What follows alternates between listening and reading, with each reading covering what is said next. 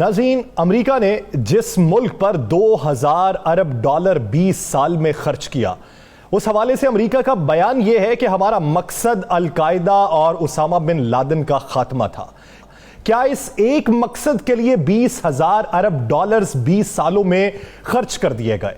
वो लोग जो 20 साल से अपने वतन वापस नहीं आ सके थे, आज के दिन वो कंधार एयरपोर्ट पर उतरे तो उनका शानदार इस्तकबाल किया गया।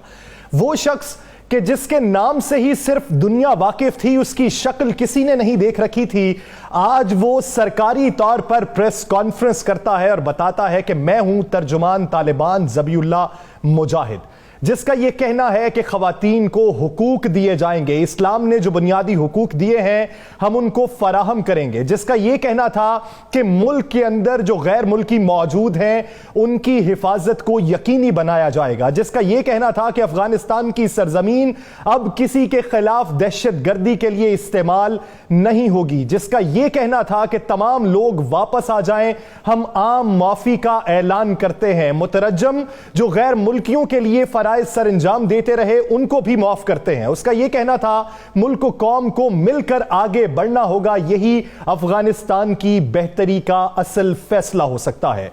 तो इस पूरे सिनेरियो के अंदर सदारती महल के हवाले से क्या इंकशाफात सामने आए? अशरफ गनी कितनी रकम वापस छोड़कर गए जो वो साथ ले जाने में कामयाब ना हो सके? आने वाले दिनों में मंजरनामा क्या होगा? राना साहब की तरफ बढ़ते हैं। राना, भारत, इजराइल और अमेरिका बुनियादी तौर पर यह वो गठजोड़ था जो पिछले 20 साल के अंदर इस खित्ते में परवान चढ़ा। तालिबान के आने के बाद, आज की प्रेस कॉन्फ्रेंस के बाद आइंदा का मंजरनामा क्या देखते हैं? बिस्मिल्लाहिर्रहमानिर्रहीम, अस्सलातु वस्सलामु अलैका या सय्यदी या रसूल अल्लाह, अस्सलातु वस्सलामु अलैका या सय्यदी या हबीब अल्लाह। या सर, आज की प्रेस कॉन्फ्रेंस तालिबान तर्जमान की, दूसरा बम गिरा ये अमेरिका पे भी, इसराइल पे भी और भारत पे भी। सफ़े मातम बिछ के मैं पिछले काफ़ी देर से भारतीय मीडिया को देख रहा हूँ, चीखो पुकार मातम कर रहे हैं। इस तरह लगता है कि जैसे उनके यहाँ कोई ऐसी फौत की हो गई हो, कोई ऐसा मामला हो गया हो कि जिस पर जितना ज़्यादा रो सकते हैं वो रोए, जितना ज़्यादा रो सकते हैं वो रोए। उनका अपना मीडिया कह रहे हैं हमारे इतने हेलीकॉप्टर, इतने जहाज़, इतना सारा कुछ जो है वो चला गया, हमारे ये सारा कुछ हो गया। नरेंद्र मोदी को गालियाँ निकाल रहे हैं। मैं पहली दफ़ा भारतीय मीडिया नरेंद्र मोदी के ख़िलाफ़ बोल रहा है, पहली दफ़ा।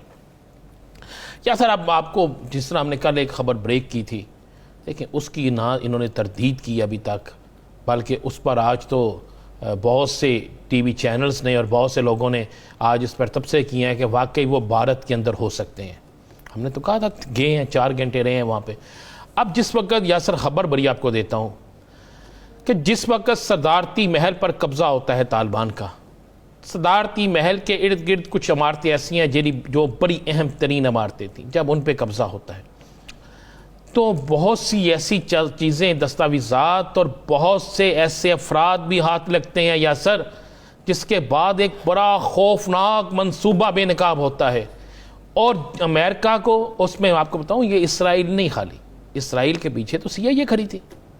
जब उसको भी पता चलता है कि ये चीज़ें सारी पकड़ी गई हैं, जब उन्हें पता चलता कुछ अफराद पकड़े गए हैं, भारत को और इसराइल को पता चलता है, तो एक नया सफ़े मातम बीत जाता है।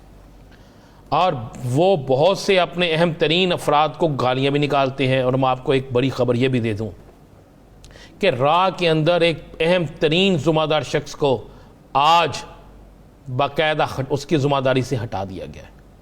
ये शख्स नंबर 3 था और अफ़गानिस्तान के अंदर सारे काम करने में नंबर 1 था। इसे आज इसकी ज़िम्मेदारी से हटा दिया गया है। वहाँ से मिलने वाली ये डॉलर एक मामूली चीज़ है, हथियार भी मामूली चीज़ है।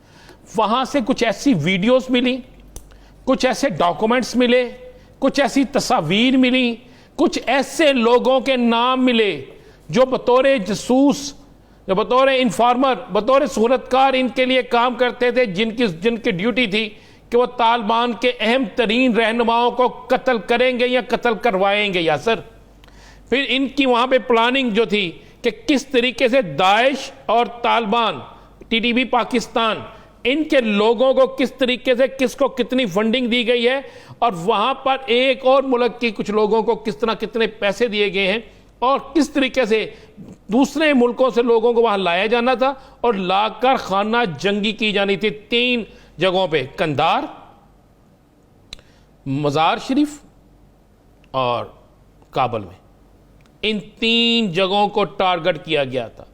अब जो लोग रा, मोसाद और एनडीएस के पकड़े गए हैं, इनकी तादाद 42 है। इन्होंने तो वहां पे 10 मिनट नहीं लगाई यासर, सारा कुछ चट्टा कट्टा खोल के रख दिया। और जो चीज़ें वहां मिली हैं, जो वीडियोस वहां से मिली हैं, वो बड़ी खौफनाक है। उन वीडियोस में बाकायदा लोग जो हैं जिनको टारगेट दिया